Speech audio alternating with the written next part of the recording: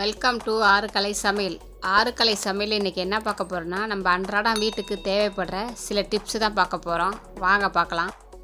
நம்ம புதுசாக பாத்திரம் வாங்கியிருந்தோம், அதில் ஸ்டிக்கர் ஒட்டியிருக்கோம். அந்த ஸ்டிக்கரை பிக்கிறதுக்கு எந்த பாத்திரமாக இருந்தாலும் சரி, அடுப்பில் லைட்டாக அந்த மாதிரி ஹீட் பண்ணால் அந்த ஸ்டிக்கரு அழகாக எடுத்துக்கிட்டு வந்துடும். இந்த மாதிரி எடுத்துடலாம், சூப்பராக நீட்டாகிடும் பாத்திரமும். நம்ம நான்வெஜ் எப்போ சாப்பிட்டாலும் சரி, எங்கே சாப்பிட்டாலும் சரி, ஒரு கிளாஸ் தண்ணி வெதுன்னு வச்சு நம்ம குடிச்சிட்டோம்னா நான்வெஜ்ஜோட கொழுப்போ எதுவுமே சேராது, நல்ல செரிமானம் ஆயிரும். சாப்பிட்டு ஒரு 10 நிமிஷத்தில் இந்த மாதிரி தண்ணியை குடிச்சிட்டா ரொம்ப நல்லது. நம்ம எங்கேயாவது ஃபங்க்ஷனுக்கோ இல்லை வேறு எங்கேயாவது போகிறதுக்கு சேரீயை அவசரமாக பட்டை வச்சு பின் குத்துனோம்னா காட்டன் சேரீ, பட்டு புடவை அந்த மாதிரிலாம் அவசரத்துக்கு கட்டுறதுக்கு வராது. அதனால் நம்ம மொதல் நாளோ இல்லை கிளம்புறதுக்கு கொஞ்சம் நேரத்துக்கு முன்னாடி நம்ம டைம் இருக்கும்போது அழகாக மடிப்பு வச்சு பின் குத்தி வச்சுட்டு இந்த மாதிரி அயன் பண்ணி வச்சிட்டோம்னா நல்லா நீட்டாக நம்ம கட்டிட்டு போகிறதுக்கு லுக்காக இருக்கும். அவசரமாக அப்போதைக்கு வைக்க வேண்டியதில்லை. இது லேடிஸுக்கு ரொம்ப பயனுள்ளதாக இருக்கும்.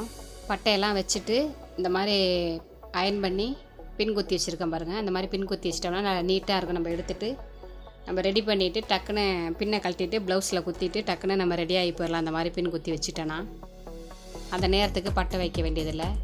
நம்ம கட்டிட்டு போகிறப்ப நல்லா நீட்டாகவும் நல்லா லுக்காக ஃப்ரெஷ்ஷாக இருக்கும். நம்ம அந்த மாதிரி அயன் பண்ணி கட்டிட்டு போனோம்னா இந்த மாதிரி நம்மளுக்கு எந்த அளவுக்கு முந்தி லென்த்து வேணுமோ அந்த அளவுக்கு பின் குத்தி வச்சுக்கலாம். புடவை ஃபஸ்ட்டு பின் குத்தி வச்சுட்டு பின் குத்தின இடத்துலேருந்து ரெண்டு ஜான் அளவு வச்சு இந்த மாதிரி நம்ம உடம்புக்கு மின்பகுதியில் வர இடத்துல இந்த மாதிரி அந்த பட்டையெல்லாம் எடுத்து வச்சு அயன் பண்ணி வச்சுட்டு அப்படியே வச்சிட்டோம்னா நம்ம கட்டிட்டு போயில நல்லா நீட்டாக இருக்கும். மின்பகுதியிலேயே நல்ல பட்டை லுக்காக இருக்கும். பின்னாடியும் முந்தானை நல்ல பட்டையாக தொங்கும்.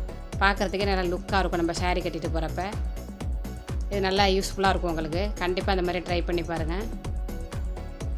நம்ம மெதுவடை செய்யும்போது உளுந்து மாவை அரைச்சிட்டு அதில் வெங்காயம் எல்லா ஜாமானையும் சேர்த்துட்டு லாஸ்ட்டாக ஒரே ஒரு உருளைக்கிழங்கு அவிச்சு அதில் நல்லா நசுக்கி விட்டு இந்த மாதிரி பிசைஞ்சு சேர்த்து வடை சுட்டோன்னா வடை நல்லா முறுமுறுன்னு இருக்கும்.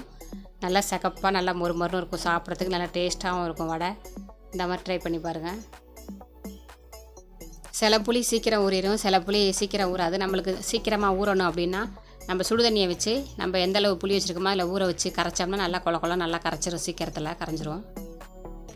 தேங்காய் மலிவாக கிடைக்கும்போது வாங்கி ஸ்டோர் பண்ணலாம் அப்படின்னு நம்ம வாங்கி வைக்கையில் சீக்கிரத்தில் கெட்டு போயிடும். சில தேங்காயெல்லாம் கெட்டு போகாமல் இருக்கணும்னா தேங்காய் இந்த மாதிரி வைக்கணும்.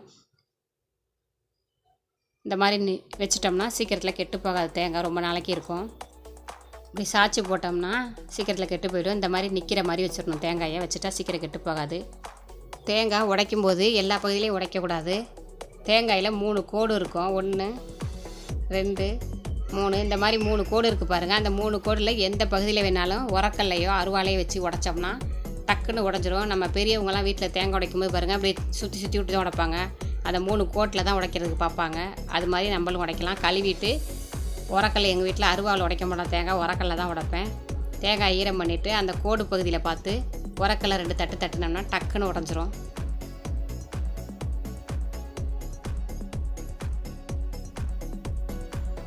இந்த மாதிரி உடச்சிட்டு அந்த நாரை வேஸ்ட் ஆக்காமல் இது பாத்திரம் தைக்க வச்சுக்கிட்டா நம்மளுக்கு யூஸ்ஃபுல்லாக இருக்கும். பாத்திரம் நல்லா பளிச்சுன்னு இருக்கும் விளக்கணும்னா. பாலை பாத்திரத்தில் ஊற்றிட்டு அந்த கவரை அலசிட்டு இந்த மாதிரி அலசிட்டு பைப்புக்கு பக்கத்தில் அப்படி செவுத்தில் வச்சிட்டோம்னா தண்ணியெல்லாம் நல்லா வடிஞ்சிரும். ஒட்டி வச்சிட்டோம்னா தண்ணி வடிஞ்சதுக்கப்புறம் நம்ம டஸ்ட்பின்லையோ இல்லை சில பேர் கவரை சேர்த்து வைப்பாங்க, அதுக்கு நம்ம யூஸ் பண்ணிக்கலாம். அந்த தண்ணியோடு சேர்த்து வச்சோம்னா கரப்பாம்பூச்சி வந்துடும், வாடையும் அடிக்கும். தண்ணியெல்லாம் வடிஞ்சோன்னா நம்ம எடுத்து சேர்த்து வச்சுக்கலாம். டஸ்ட்பினில் போடுறதுனாலும் டஸ்ட்பினில் போடலாம்.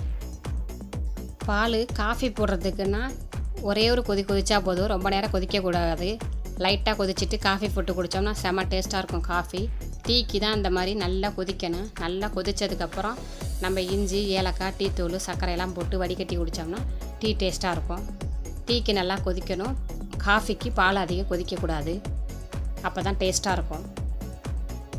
இது மாதிரி பொடி பூண்டெல்லாம் நம்மளுக்கு உரிக்கிறதுக்கு சிரமமாக இருக்கும். அந்த மாதிரி இருக்கிற பூண்டெல்லாம் ஒரு கிண்ணத்தில் போட்டுட்டு வெதுன்னு தண்ணி ஊற்றி கொஞ்சம் நேரம் ஊற வச்சுட்டு உரித்தோம்னா டக்குன்னு எல்லா தோலும் க்ளீனாக வந்துடும். இதே மாதிரி சின்ன வெங்காயத்தையும் போட்டு உரித்து எடுத்துக்கலாம் டக்குன்னு. காலிஃப்ளவரு வாங்கிட்டு இப்படியே வச்சோம்னா சீக்கிரத்தில் வீணாக போயிடும். அதை சின்ன சின்ன பூவாக நம்ம கட் பண்ணி எடுத்து வச்சிடணும். இந்த மாதிரி கட் பண்ணிக்கலாம் பூவை. இந்த மாதிரி கட் பண்ணி ஸ்டோர் பண்ணோம்னா ரொம்ப நாளைக்கு கெட்டு போகாமல் இருக்கும். பூவு நம்ம வேணுங்கிறப்ப எடுத்து யூஸ் பண்ணிக்கலாம்.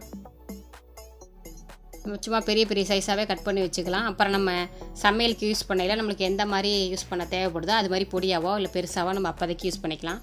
ஆனால் இந்த மாதிரி தனித்தனியாக பிரித்து எடுத்துடணும் பூவை. அந்த தண்டோடு வச்சுருந்தோம்னா சீக்கிரத்தில் அழுகி போயிடும். இந்த மாதிரி எல்லாத்தையும் பிரித்து எடுத்துகிட்டு ஒரு பிளாஸ்டிக் டப்பாவில் போட்டு ஸ்டோர் பண்ணி ஃப்ரிட்ஜில் வச்சிட்டோம்னா நம்ம எப்போனாலும் எடுத்து யூஸ் பண்ணிக்கலாம். யூஸ் பண்ணுறப்ப சுடுதண்ணியில் போட்டு அலசிட்டு நம்ம எடுத்து யூஸ் பண்ணிக்கலாம். இப்போ அலசிட்டு வச்சோம்னா சீக்கிரம் கெட்டு போயிடும். இந்த டிப்ஸ் எல்லாம் எனக்கு தெரிஞ்சதெல்லாம் உங்க கூட ஷேர் பண்ணிக்கிட்டேன். இதெல்லாம் உங்களுக்கு பயனுள்ளதாக குறிப்பாக இருக்கும்னு நான் நினைக்கிறேன். வீடியோ பார்த்ததுக்கு தேங்க்யூ. இந்த வீடியோ உங்களுக்கு பிடிச்சிருந்துச்சுன்னா லைக் பண்ணுங்கள், ஷேர் பண்ணுங்கள், சப்ஸ்கிரைப் பண்ணுங்கள். கூடவே அந்த பெல் பட்டனை அமுக்கிக்கோங்க.